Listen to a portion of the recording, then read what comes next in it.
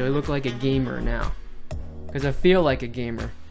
And that's what really attracted me to this laptop in particular. Hey everyone, welcome to Dad's Den Tech Reviews. My name is Brian. I'm here in the East Coast Dad's Den studio again, and we're here with another cool tech review. Alright, so I have a question for you. We're going to start with a question. So, do I look like a gamer right now? Okay, fair enough. Okay, how about now?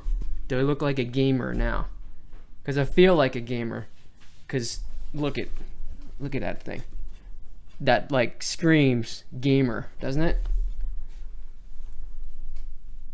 So if you are a gamer, you've probably heard of Razer products, and the Razer laptop is kind of a no-brainer as a gaming machine. But we're here to find out, is it a good choice for an everyday laptop? And can it do things like video editing and rendering, and how does it perform in those scenarios? So we're going to find out right now. Okay, before we get to the review, I'd love for you to subscribe to Dad's Den. That's how you become part of the Dad's Den family. And if you hit the notification bell also, you'll find out when the next tech reviews go up, so you can be a bigger part of our family and see all the cool tech that we're checking out for you. So having said that, keep in mind that all the products we review and use here at Dad's Den, we're going to have links to those in the description, so you can go check them out, learn more about them, and when you're ready, you can go ahead and make the purchase right there. So we make it easy for you. Okay, so here we go. The Razer Blade 15 laptop. Now, the Razer as a company is a gaming company, let's face it. If you check out their website, you'll see they have all kinds of gaming mice, gaming keyboards, headphones, all kinds of accessories specifically for gaming, and of course they have the gaming laptops. So as gaming machines, their laptops are really good and they're priced accordingly. Gaming laptops are not cheap because they have the highest performing processors, graphics, the GPUs are good, and the screens are usually really good as well. So they're not cheap, but they're performance machines. They're made for gaming. But if you're not a gamer, why spend the money for a gaming machine if you don't use it for that purpose? Well, I bought this for video editing. And when you're looking at a video editing machine, you kind of need the same things that you do in a gaming machine. You need a super fast processor, you need a good graphics card, and it's good to have a screen that's accurate and vibrant as well. So that's kind of what happens when you're looking for a video editing machine. You end up looking at gaming laptops. So let's find out how this gaming machine stacks up for video editing and as a daily, everyday laptop. Okay, first up is the build quality. And that's what really attracted me to this laptop in particular. It's an all aluminum frame, kind of like a MacBook. So the aluminum frame is really nice. It's a fairly thin laptop. You can see it's not the thinnest thing in the world. It's not like a MacBook Air or anything like that, but it's nice and thin, but it does have a real solid feel. And that's another thing I liked about it, is there's like absolutely no flex in this thing. The screen, also metal on the top. The bezel around the screen is plastic, as they always are. And because it's aluminum, there's very little flex in the screen. So, and the hinge feels really nice. It stays where you put it, and it's got a really good feel to it. So, no complaints about that. It's got a really nice touchpad, really nice and wide. Keyboard is well laid out. It's got the two speakers right there, front facing. Decent sound for something so small. It's got bigger speakers than a lot of laptops. This one has the 6-core Intel 8750H processor. That was from almost 2 years ago. The current ones, they're actually up to 10750H is the processor, and they actually have an 8-core version of that as well. But you're really getting into some more expensive laptop when you start configuring it that way. And that's one thing that I like about Razer. You can purchase directly from them, but if you go on their website, you'll be able to see that they have a configurator that kind of matches up what you want. Like if you want a base model, you only want the lowest graphics card because you're not going to be doing a whole lot of gaming or things like that. You can select that, and it'll tell you what options you have next. It's very simple. Some of the other like Dell I know in HP their configuration tools are pretty long and really not that easy to follow. But Razer has a really nice one. It's easy to follow, and they do a really good job of matching up the screen quality and performance with the processor and graphics card that are in it. So the screen is, on this one, the one that I got, the screen is 15.6 inch. This is just a 60 hertz screen because I don't need, I'm not doing anything gaming beyond that anyway. I'm not a gamer, but if I do a game 60 frames per second, it would be good enough for me. But it's a 1080p, it's not a 4K. They do have 4K screens available. Has 256 gigabyte SSD, an NVMe SSD, which is really, really fast. And then it has a 2 terabyte storage drive. That's a mechanical drive, only 5400 RPM, so it's not super fast, but it's 2 terabytes. I mean, that's a decent amount of storage in a laptop of this size. For 2020, they might have gotten rid of the mechanical drives and they just only have the SSD options. But like I said, with configuring it, you can pick which drive sizes you want and you'll pay it accordingly, but they have those options.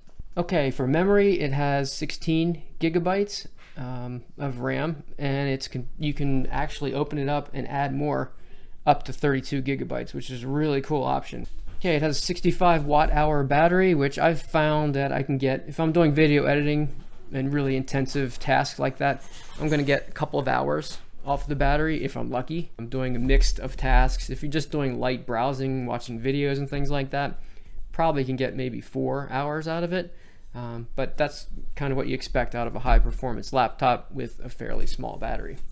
Keyboard on this is pretty awesome. It has the backlit keys, which I like, that you can turn on or off. So if you don't need it, you're not wasting battery, but if you do need it, you can turn it on.